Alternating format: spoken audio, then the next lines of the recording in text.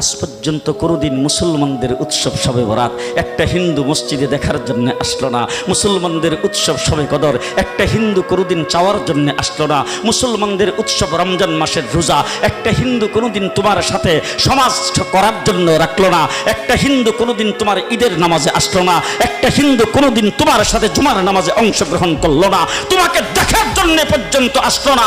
তার কারণ হলো হিন্দুরা মনে করে এটা মুসলমানের উৎসব, আর তুমি মুসলমান হইয়া হিন্দুর দুর্গা পূজায় কিভাবে গেলা?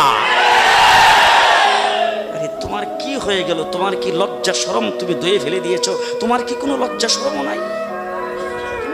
লজ্জা শরম নাই? আবার কি সুন্দর বলতেছ, ধর্ম যার যার উৎসব সবাই। হাই হাই হাই, ও মুসলমান যুবকেরা ভালো করে শোনো, ধর্ম যার যার উৎসব সবার, তাইলে বিয়া যার যার বউ তো সবার। জি, বিয়ে যার যার বউ সবার, পুষ্কুনি যার যার মাস সবার, গাছ যার যার ফল সবার, ক্ষেত যার যার ফসল সবার, দোকান যার যার মাল সবার। এখন ঘুমাইছে কি কথা বলেন না কেন?